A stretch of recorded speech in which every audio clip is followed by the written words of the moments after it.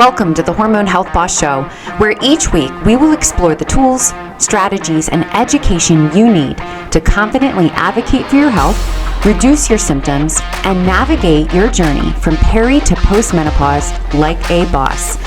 I'm on a mission to ensure all women receive the great menopause care they deserve, because no one should feel dismissed, overwhelmed, or left in the dark about their health. This show is empowering you to thrive in midlife, because just surviving isn't good enough. You have a purpose, my friend, and this world needs you at your best.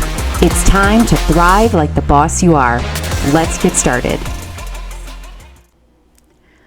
Hey there, girlfriend. Welcome back to episode 5 of the Hormone Health Boss Show. I'm glad you are joining me today. Today, we're going to dive into some common myths that many women believe about perimenopause and menopause. Now, if you have either been told these myths or just come to believe them for one reason or another, I don't want you to feel any shame or embarrassment around them because they're very common. And one of my greatest missions in life is to empower women with the education, tools, and resources they need to gain control and advocate for their health. I want you to be clear and confident when you go to your provider's office and know how to advocate for the things that you want and what your body needs. So one of the things that we need to make sure we are doing is educating ourselves on a regular basis. And that can be really frustrating and confusing because there is so much information out there. How do you know what information is true? If you're on social media, it's very confusing. It's very loud. The noise about peri and postmenopause is loud. I understand your frustration and confusion. So I hope that these short episodes are helping you find some clarity and just small pieces of information that you can take away, that you can apply to your life, that you can learn more about your. So today we're going to just debunk some common myths that you may believe, and we'll get you some truth so that you can be more in control, feel more in control, and feel more confident in your body. So let's get started. Alrighty, myth number 1. Menopause happens overnight. I don't have to worry about menopause if I'm still getting a period. Ladies, we've covered this in past episodes, but I want to make sure that you understand very clearly that yes, menopause is one day in history, and it's the one day that it's been 12 months since your last period. But the process of menopause does not happen overnight. Perimenopause is that transition period that is leading up to your last day of menopause, and it lasts 7 to 10 years. It's when your hormones are declining and fluctuating and things feel like a roller coaster ride. But what's important to know is that menopause isn't happening overnight. It's not this process where you wake up one day and suddenly you are hit with postmenopausal symptoms. So often in the beginning stages of perimenopause, as we're beginning to experience symptoms, and maybe they're minor at first, as they progress, often women will normalize their symptoms and they become so normal that one day it does feel like menopause has come out of the blue because now it is so disruptive in your life. But if you really look back, you've been normalizing these symptoms for quite some time. So first of all, menopause doesn't happen overnight. It is a process over 7 to 10 years, and it can last another 7 to 10 years post-menopause. The symptoms can. So it is important to be aware that this doesn't happen out of the blue, and symptoms that you're experiencing earlier than you think are likely part of that menopause transition. Myth number 2, I am too young to worry about menopause, or I am too old to worry about menopause. I hear both ends of this spectrum all the time. First, we think we are too young to even have to worry about the old age menopause stage of life. But we've already covered how early perimenopause can start, as early as our mid to late 30s. On the other hand, I have many women who think, I had my period 10 years ago. I don't need to worry about this anymore. But remember, once we have crossed that finish line of menopause, We will now be postmenopausal for the rest of our lives. And with that comes many metabolic risks, many health declines that are very common and associated with menopause. We covered a lot of them last week in last week's episode, so go back and listen to that. But the big three are cardiovascular disease, osteoporosis, and dementia, in addition to cancer. So our risks, the minute we become postmenopausal, increase exponentially. So we need to be worrying about menopause in our 30s, and we need to still be worrying about it in our 60s, 70s, and 80s. There is never a time where you are too young or too old to take control of your health, improve your health, and even potentially reverse some of these chronic conditions. Number 3, menopause is a natural process, and there's really nothing I can do about it. All the symptoms are just inevitable. Common myth that I hear quite frequently. While menopause is a natural process that 100% of women are going to go through, it does not mean that you have to suffer through it. It has been not talked about for a very long period of time. And right now, there's a lot of chatter about it on social media, in the news, which is great because we're finally becoming more aware as women how to be in control of our bodies and stand up for what we need to be able to thrive in life. But still, many women fall into that trap of believing that they don't have any control over their symptoms and that we can just allow the body to do its natural thing. Listen, ladies, we haven't lived on this earth for as long as we do in 2024. Currently, the average age for women is somewhere around 82 years old. And in the early 1900s, women didn't live past the age of 50. So if we think about the average age of menopause being 51, this is a relatively recent experience for women to live decades past postmenopause. That's important. That's important to understand because if we continue to just allow our bodies to do their natural thing and we don't take early action, then we are going to be debilitated. We are going to end up in nursing homes with hip fractures, with dementia, with urosepsis, and those are the diseases that not only disable us, but will eventually kill us. So taking early action is going to be extremely important if you want to avoid that nursing home. Myth number 4, my provider knows how to help me in menopause. Ladies, I'm going to share something with you that's probably going to shock you, but if your first step in taking action for your peri to postmenopausal care includes finding a provider that can treat your menopause symptoms, you're starting in the wrong place.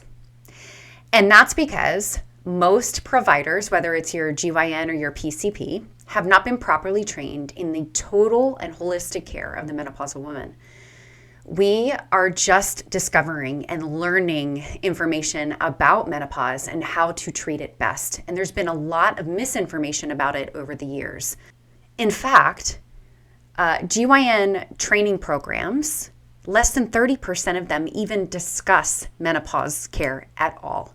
Your GYN is a surgeon, and they are trained to treat disease, and they are trained to provide crisis intervention, surgical options, and pharmaceuticals. So many women are very frustrated when they go to their doctor and they want to discuss their peri or postmenopausal symptoms, and they leave the office with very few options and don't feel like they have a clear path forward. So my advice to every woman is that you want to be in the driver's seat of your health.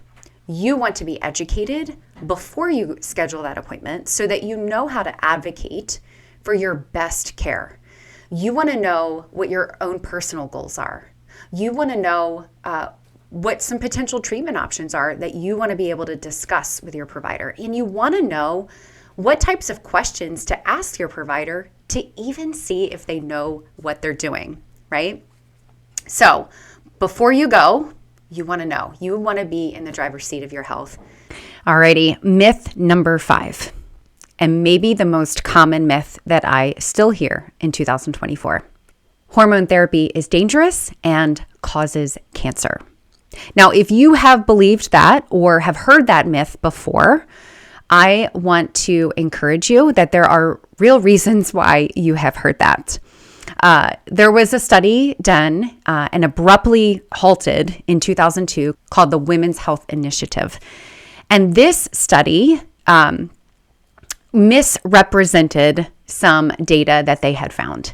And it really scared women and providers about taking hormones, specifically estrogen therapy. So unfortunately, the statistics from that study, they looked at relative risk versus actual statistical risk, and that left the numbers really skewed. They also used synthetic medications instead of bioidentical hormones, and they were administering hormones in an age population that was already unhealthy. So there were many flaws with this study, but essentially overnight, doctors and patients became terrified of hormone therapy, that it was going to increase the risk for heart attack and stroke and increase the risk for breast cancer. But after evaluating all of the data and reevaluating all of the data, we now know that the conclusions that they came to were untrue. The problem is now we have about 15 years worth of damage to undo and re-educate not only clients and patients, but we also have to re-educate physicians. Always remember that no matter what medication you're taking, whether you're taking a medication or you're taking a hormone or any type of treatment, you're going to need to outweigh the risks versus the benefits. You're going to have to do a risk and benefit analysis. You need to do that alone with your own research, and then you need to also have that discussion with your doctor. And what we're finding is that for most women, the benefits of hormone replacement therapy outweigh the risks associated with taking hormones, because the risks are so high for cardiovascular disease, osteoporosis, and dementia when we do not have sufficient estrogen in our body. If we look back over the last 15 years, when we were not using hormone therapy, the rate of cancer in women, the rate of cardiovascular disease in women has not gone down. It has only gone up. So in relation to hormone therapy, the risk for all-cause mortality in women who utilize hormone replacement therapy is 35 to 40% less than women who do not use hormone therapy. So there are certainly a lot of nuances around it. There are a lot of discussions that need to be had. We need to look at your family history. We need to look at your current state of health. If you're already really unhealthy, it's probably not a good idea to introduce hormone therapy right now. Now, that doesn't mean that you might not be appropriate for it in the near future. There are many benefits to replacing estrogen and progesterone to support the body. And it's not just about reducing symptoms. It is about preventing those long-term chronic diseases associated with menopause. It doesn't matter if you are in your 30s or in your 50s. Hormone replacement therapy is a great tool to have in your toolbox, but it's not a magic pill either. And it needs to be implemented in addition to some lifestyle strategies and some other things that you're doing in your life to make sure that you're a healthy host, you're detoxing well, your gut health is good. All of those things are important before introducing HRT. So I'm curious, which myth was most surprising to you? Did you learn anything new today? I would love to hear your feedback. Drop it in the comments below. That really helps me. It helps me know how I can help you better. It helps me know what information to share with you. And I love helping women take control of their health. So I hope you found this episode helpful. If you did, please share it with a friend who needs to hear it. I don't know about you, but I know a lot of women who are over the age of 35 who still need to hear more information about how they can take control of their health and hormones. I've included in the show notes a free guide you can download if you're interested. It's the Smart Woman's Guide to Menopause. 5 steps to learn how to thrive in peri to postmenopause. So if you're just starting your journey, or maybe you've been on hormone therapy for years and you feel like you've got all the steps down, it doesn't hurt to make sure that you are giving yourself the best chance at a beautiful future full of vitality and energy and confidence and clarity.